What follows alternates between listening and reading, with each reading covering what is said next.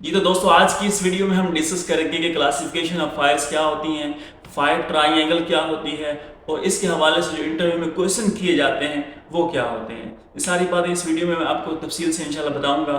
तो चलते हैं अपनी इस वीडियो की जानिब। आपको सबसे पहले बताता चलूँ कि क्लासिफिकेशन ऑफ फायर को 6 अकसाम में तकसीम किया गया है। पहली क्लास ए है, क्लास बी है, class C, class D, class E और क्लास एफ है।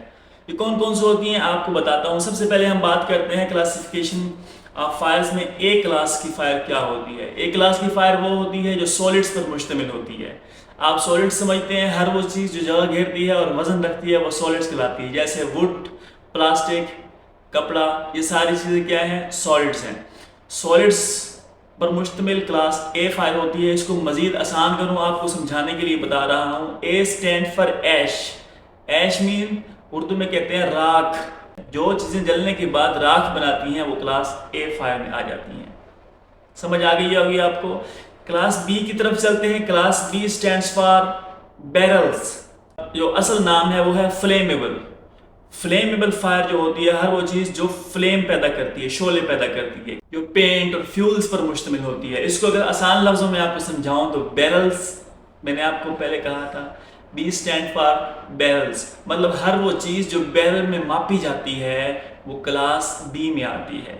ठीक है जी। ऑयल आपको पता है बैरल्स में मापा जाता है, पेंट भी बैरल्स में मापा जाता है। तो ये चीज़ें जो बैरल में मापी जाएंगी वो क्लास बी में आ जाएंगी। उसके बाद है क्लास सी।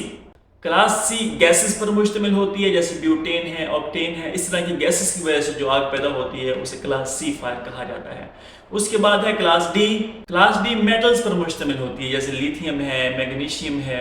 इनकी वजह से जो आग पैदा होती है उसे क्लास डी में तस्वर किया जाता है। Class D stand for dynamics. Dynamics धातु से रिलेटेड होता है। ठीक है जी। उसके बाद है class E. Class E stand for electrical. Electrical shocks की वजह से इलेक्ट्रिकल जिसमें कंप्यूटर्स होते हैं, सर्वर्स होते हैं, इनकी वजह या टीवीज होते हैं, इनकी वजह से जो आग पैदा होती है वो क्लास ई में आती है। ई स्टैंड फॉर इलेक्ट्रिकल। उसके बाद क्लास एफ है, इसे किचन फायर भी कहा जाता है। तो एफ और कभी कभी इसे के फायर भी कहा जाता है। कोई एफ यूज़ करता है, कोई स्टैंडर्ड, कोई इसे के कंसीडर करता है किचन फायर के नाम से। किचन के अंदर जो ऑलिव ऑयल्स की वजह से, जो किसी और ऑयल की वजह से, कुकिंग फूड की वजह से जो आग पैदा होती है और बढ़ जाती है, क्लास के या क्लास एफ कंसीडर की जाती है। हमारी क्लासिफिकेशन पूरी हो चुकी है। उसके बाद हम जिक्र करते हैं कि फायर ट्राइंगल क्या होती है। फायर ट्राइंगल से मुराद वो कौन सी 3 चीज़ें हैं जो मिलकर आग लगाने का सबब बनती हैं, जिसमें एक हीट है, फ्यूल है और ऑक्सीजन है। ये 3 चीज़ें फायर ट्राइंगल में कंसीडर की जाती हैं, हीट, फ्यूल एंड ऑक्सीजन। इन तीनों चीज़ों में से किसी एक चीज़ को कम कर दिया जाए तो जनाब आग ख़त्म हो जाती है। हीट, फ्यूल और ऑक्सीजन। हीट को ख़त्म किया, फ्यूल और ऑक्सीजन रह जाएगा। फ्यूल और ऑक्सीजन को जब तक स्पार्क नहीं मिलेगी, हीट नहीं मिलेगी, वो आग का बायस नहीं बन सकता।